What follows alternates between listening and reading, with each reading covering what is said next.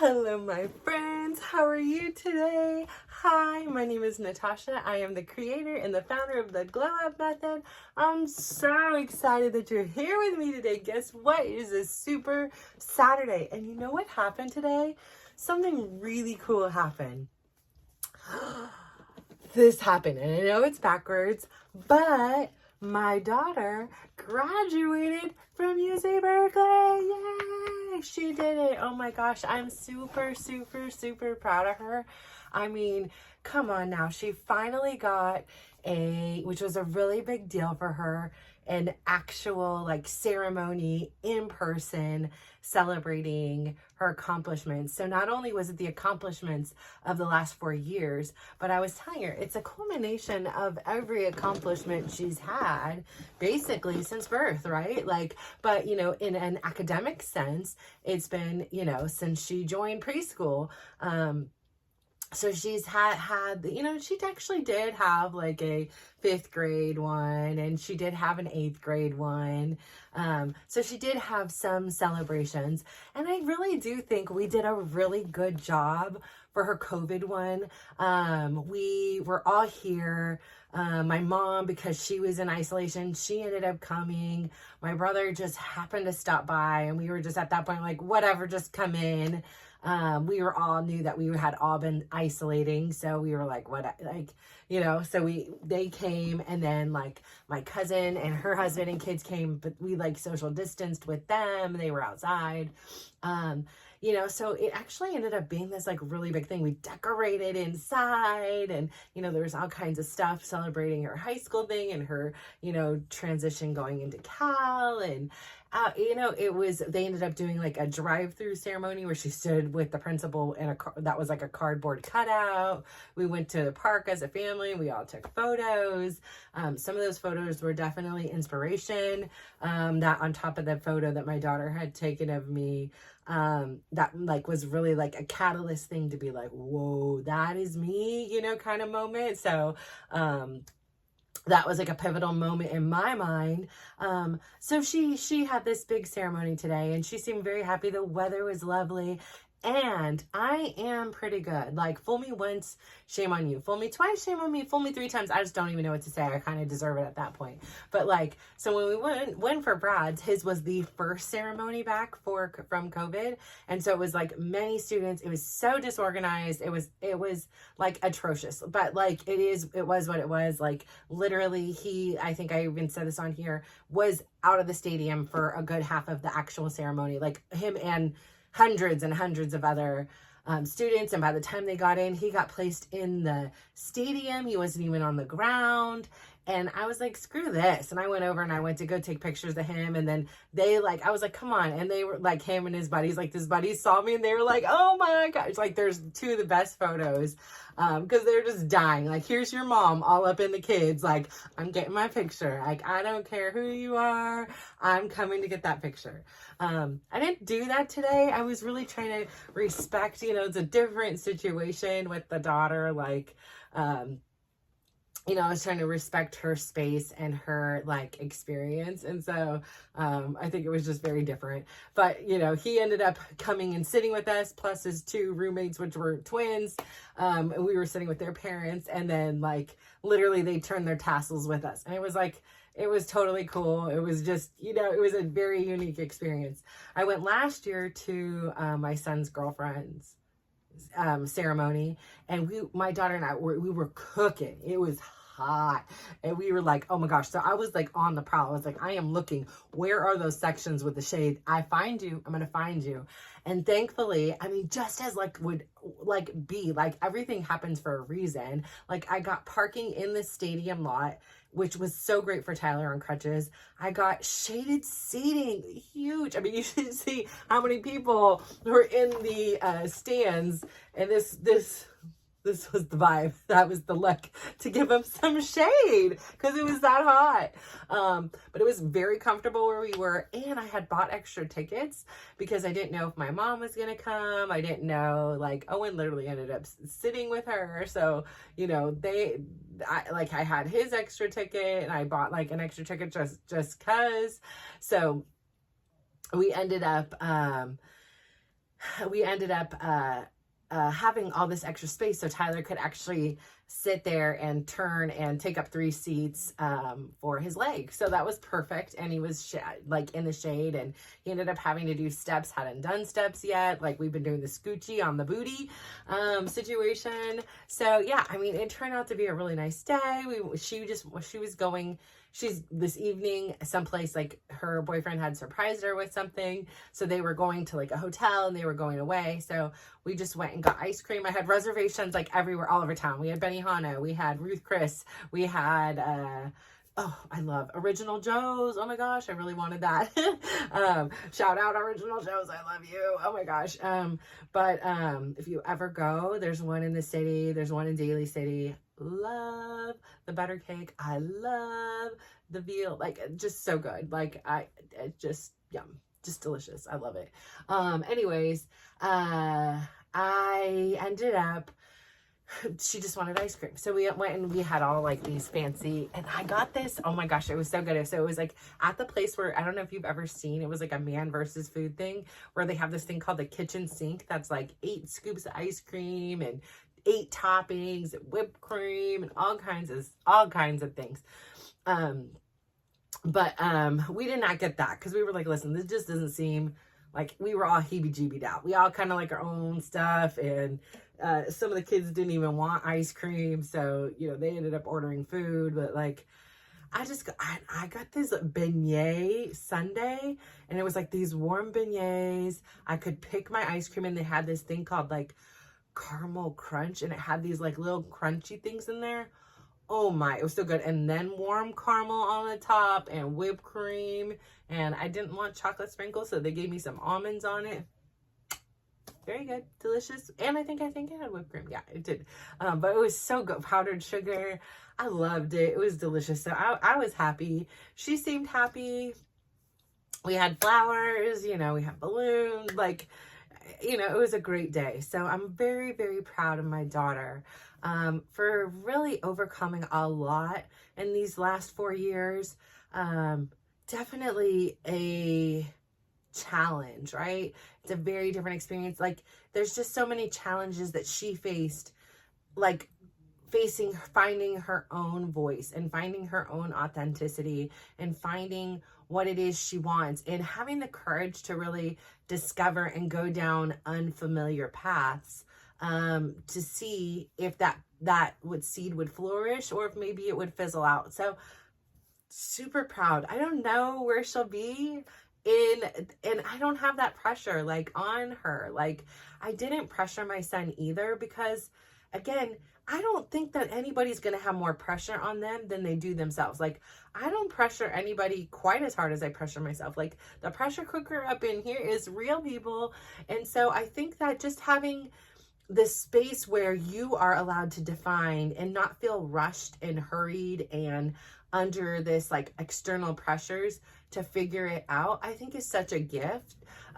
We're not all, privileged to have that kind of thing, a life. And if I could give that to my kids, I do. And so I know that they want to be on their own, and I know that they want to be independent and, free of my chores and, my forcing them to take photos and play board games and all the things that I do, that they just don't get. And one day they'll either get it or they won't, but when they become parents and they have their own kids, I think, they'll see me a little bit different. So again, all I can say is shout out to class of 2024. And in true Berkeley fashion, of course, there were protests there. Like, here was your one last protest. But in other words, in other true Berkeley fashion, like, the speakers, they just kept going. Like, the resiliency was there. It was like, you know what? We all have our voices, and I hear you and I hear yours, but I'm also not going to silence mine and allow yours to overpower mine. So I think it's this interesting symbiotic symbolism of Berkeley as a whole, as my daughter's experience as a whole, And, you know, I think it was just perfect. So she has the option to go to like a department graduation in a couple days. She doesn't know if she wants to do that. You know, that's the one where she would walk across the stage and everything. So we'll see. If she does, I'll be there rooting her on. If she doesn't, I support her decision to not do that. So again, like, I'm supporting my other son. He's not going to his high school graduation. Like, it is what it is. Like, I understand, like, for me and for so many people who tend to follow the rules, right? For those that tend to, like, unless, like, my uncle called us, and me too, he called me this as well, sheeples, the ones that are just following the masses. Like, this is what we do. We get up, we go to school, we go to kindergarten, we go to preschool, we go to, you know, first grade, second grade. We do everything like the way we're kind of told, but not really told, but we're told, right? We go to prom, we, you know, drive a car at a certain age, we get a job, we have a boyfriend or girlfriend, or, you know, whatever. We do all these things kind of like how everybody else has done them. And so one thing I will give my kids, and I will like feel so inspired by them, is that they're okay going against the grain. Like, they're okay saying, I don't want to go to my graduation. Now, Bradley did say that for his, and I was like, no, you're going. So again, he's the first kid. He's the guinea pig. He's the, like, no, you have to do it. Like, you're doing it not for you. It's kind of for me. Like, and he's like, no, it's not kind of for you. It's 100% for you. And my daughter and I had gotten in an argument. I'm like, I'm not going to go to her graduation. And my Brad's like, well, if you're not, we're a package deal here. If you're not going, I'm not going either. I'm like, no, you're going regardless. Like, this is mom and daughter kind of stuff. You're going. But I do respect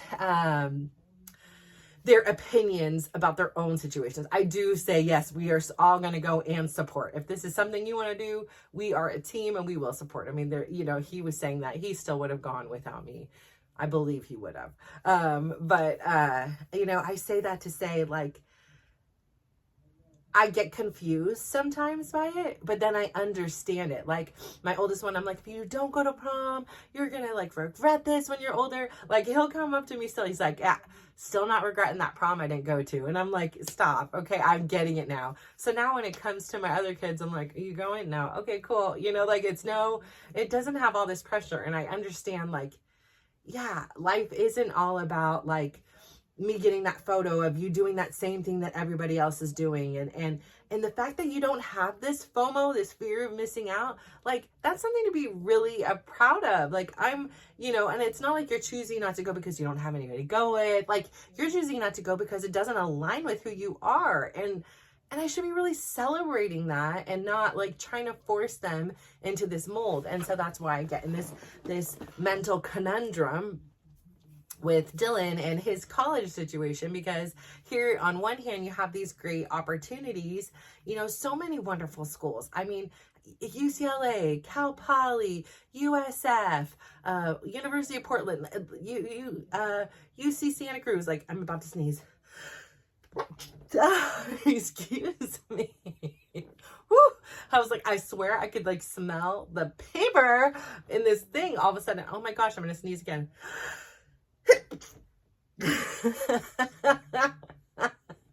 Excuse me. I'm so sorry. That's a bit much with the sneezing over here.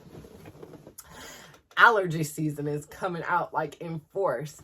But anyways, like I say all the time, there's so many great options, right? And then there's this option behind closed door number 2, and it's totally random and it's totally not the norm, but it's what makes him feel alive. So I have to get behind. I want to get behind that. I also have to pay a lot of money too. So this is another challenge, you know, for a cheapskate like me, to get behind. But, like, on the same turn, you're paying one way or the other. And, you know, if he's in it and he's in it, like, I don't have problem investing in it. You know, I've invested this much into their, you know, soccer careers, and you know, I'm not expecting this is not investment. What is it called? Like, when you just sink money into something, like, I'm not expecting a return on this investment, let me tell you. Beyond the fact that, you know, it is a privilege for him to be able to do that. And yeah, so I say all that. And something else really cool is supposed to happen tonight. Like, it happened last night. I was fast asleep. I was in bed at 10 o'clock. I was mentally and physically drained. Like my heart was broken last night. And when my heart is broken, I just need to lay down. Like I just didn't understand. I felt like I know there's a cartoon and I don't know what it is, but this cartoon character lays down and just like looks up, and that's just me. Like it was just like the life was out of me. I don't fathom. I can't understand. Like if I can understand the why somebody does something, you know, I can get behind it. I can understand like, oh, okay, you know, here I can excuse it or whatever. It can make sense of it, right?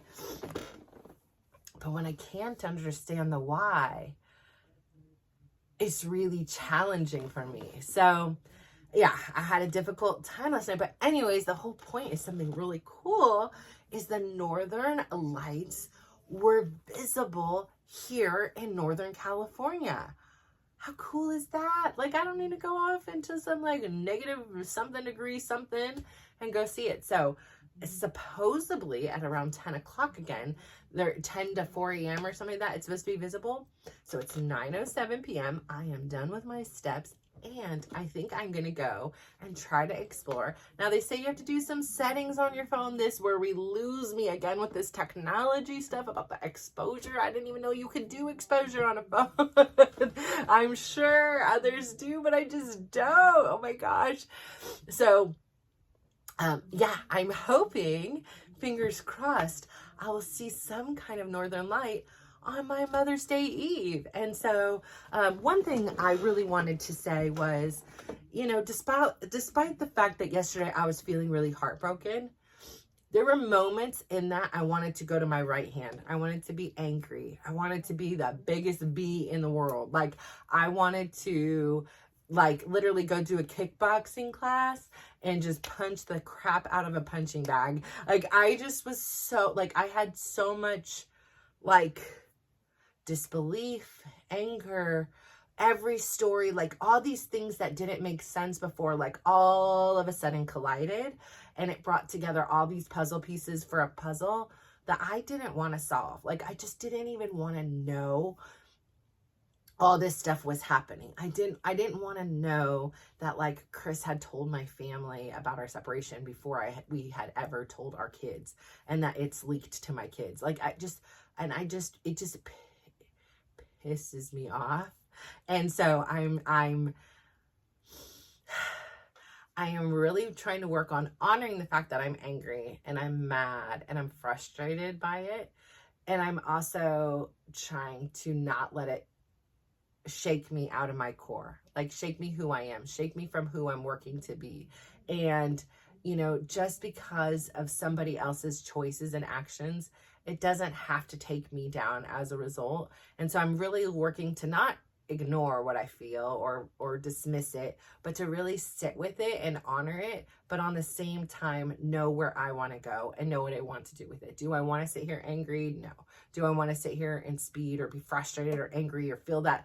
And I just didn't even like feeling this ick in my body anymore. Like I don't. So today it's like I felt like I was doubling up. I was like, you know what is the antidote for feeling yucky? Like what makes you feel good? I love giving people compliments. I'm genuinely serious. I love watching somebody light up. Like I saw this woman, I loved her dress and she got the biggest smile. I saw somebody else's shoes, super cute. Oh my God, their hair, the flowers. Like I felt like I was really doubling up today. Congratulations to the graduates. On the same time, I was also being like, half of it was like, my anger was coming out on anybody who was getting in the way of my son crutching, because it was a ton of crutching. Like that stadium is not like the most ADA compliant thing in the world. Like when you have that many people and you have to do these switchback ramps to get up, like it was a challenge. And I had to keep telling him like, you are doing a lot. Like I thank you for doing this. I appreciate you, because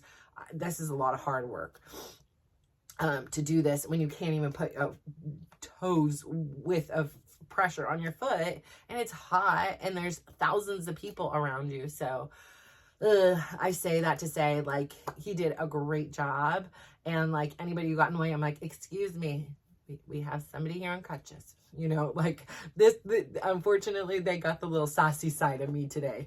But other than that, I was really able to like lean into the stuff that makes me feel good and not try to like ignore the other part, but kind of come to peace that I can be experiencing both things, that I can experience the joy of my daughter graduating. I can experience the joy of somebody's face light up if I give them a compliment, and I can experience the frustration inside and know that it isn't because of me. Like, I didn't do anything wrong in this situation, and that it shouldn't take me down.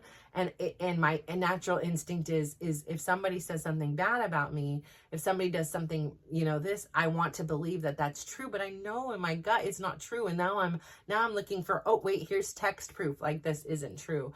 And then once I have that truth to know, like, hey, I didn't do that, like that really offends me, that really, like, that insults my integrity, to then start to question, because now it's not me, but it's a why. Like, why would this happen? Why would they do this to me? Like, I just don't understand. And then it makes sense. Like, it just all makes sense. Like, I could see the bigger picture. Like, this isn't a new instance. This has happened a bazillion times within the lifetime.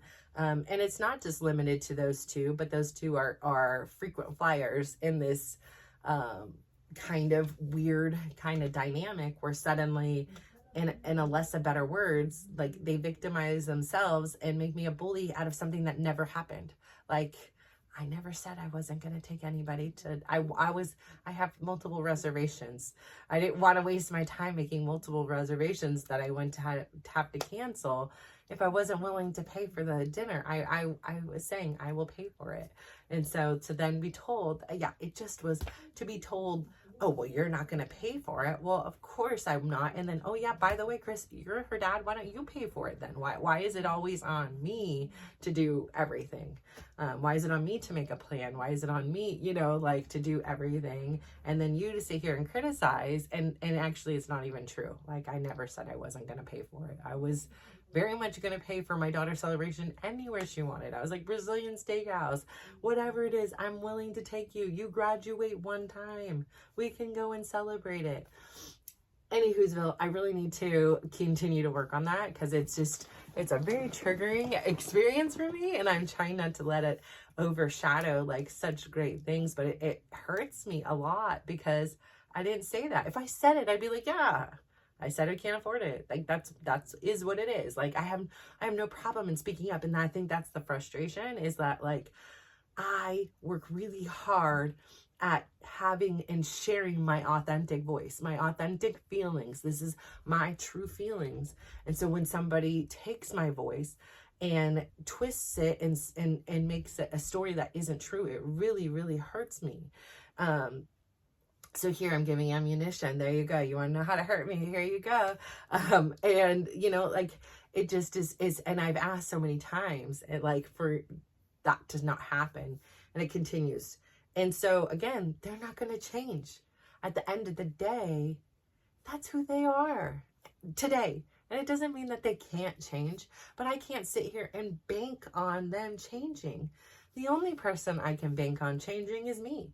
And I even know, with my willpower, with my decisiveness, and with my determination, how challenging it can be at times. Like I said, yesterday I was speeding. I was like, I didn't care, you know, like, I wanted to go out there and, like, you know, like be this bad person they say I am. This, just have revenge, just go over shop, or go over something, go overboard, go do things like self-destructive patterns. And I was like, who am I hurting here if I do any of that?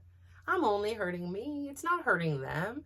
And then I'm going to have to dig myself out of a deeper hole because these actions don't align with who I am. So I hope this makes some sense to somebody, because I know it's a bit all over the map as I'm sitting here processing it. But at the end of the day, I think what's important is for you to have this place where you can operate with authenticity. I think who you are is so crucial. And I think it's really challenging because For so long, I dimmed my light. I allowed others to overshadow me. I did not know who my authentic self was, so I could not be my authentic self. But now that I do know who my authentic self is, I'm very protective of her. I adore her courage. I think she's so brave. And I love the fact that she's willing to come out and be vulnerable, because that's where she finds a source of energy and flow and purpose. And so I commend that version, that authentic version of me. And I really hope that you have allowed yourself and you are in touch with your authentic self. You know, it was so easy, it seemed before, to just silence myself. And I didn't realize all the damage I was doing to myself and just holding it in. It didn't go anywhere. You know, that trauma, that pain, that silencing of myself, it was all in here. It wasn't like it just disappeared. It didn't happen. No, it very much happened. And so living a life that allows me to align like myself with my creativity, with my thoughts, with my stories, with my life, like that is where I feel like my soul is alive. And I feel like the conundrum is I continue to hear, like, in my own mind and from many, you know, of my different books and things I read, once you realize that, an important thing to do is to align yourself with the like-minded individuals. And the conflict I feel inside is within my own home dynamic. There are some people that align with that, and there are some people that don't. Obviously, Chris does not.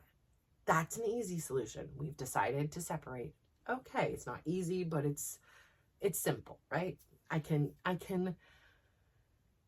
with some ease separate myself from that situation. In time, we have, you know, a big light at the end of the tunnel, and it seems like it's a big train coming in, and I'm gonna hop on that train when it gets here and, you know, see where the world and we'll see where my life takes me. I would love to have the opportunity to go around and speak to people in person and, you know, help people and share these stories and give advice and receive people's stories and receive advice. Like I would love to be a part of the community. I want to go and travel and meet people and have new experiences, and I want to touch people's lives. Like I want to impact them in the most loving and positive ways. And so I foresee myself in a few years, when my kids are no longer on the daily dependent on me, taking advantage of this and maybe going to high schools or, you know, doing a TED Talk or doing something, because I do believe everybody has a remarkable story. I believe if this is something you want to do, you should go out there and do it too. Like, I'd love to come and hear you. Like, we all have these remarkable stories, and we are so worthy of living this life we want to live. And so I feel like here I am, I'm plugging away, I'm doing my thing, I'm getting gung-ho, guys. Starting on Monday for the next 30 days, it's gonna be like gung-ho. And so I'm so excited to see the progress I make over these next 30 days. Like, one of my kids, it was supposed to be pretty easy, but now, so one kid's going to be in Germany, one just graduated, one I'll be still doing my PT grind with, another kid just started a job. Like, there is so many great things happening, and it's so easy to want to focus on the things that are the pain, right? Because it's like, I'm hurting, help me, like, pay attention to me. But I'm just not going to give it all my attention. It can have the 10% of, you know, the life it is, and then the other 90% is going to other things. It's not going to consume me like it has in the past, and it's definitely not going to define me, because I am redesigning and reinventing and reimagining this life for myself that I was always meant to live. And that's what speaks to my soul. So what speaks to yours? Like, what is it you are doing to live authentically today? So I say all that to say thank you so much. And I say this to say congratulations to all the class of 2024. Congratulations to you. Even if you are a high school student, you started high school during a pandemic. If you're a college student, you started college during a pandemic. That is a really difficult thing. Not many people have done that, and you not only did it, but you succeeded and you thrived and you finished what you started. And I'm so proud of you. I really am. And I'm in awe of you. And you've done something I haven't been able to do. So one day I can celebrate with you and know what that experience is like. But for now, I will live vicariously through you. And I really hope that you take this opportunity to go out there and soar and shine and find your authentic self, because you are so unique, you are so special, and you were meant to shine and share your gifts with the world. And so thank you so much for tuning in today. Congratulations, Karina, my daughter. I love you so much. I really am so proud of you. Even when you get on my nerves, I'm still very, very proud of you. Oh my gosh. So thank you so much. Have a wonderful evening. Please go out there today. Give somebody a big smile. Give them a compliment. And just watch how they glow up. So thank you so much. Bye.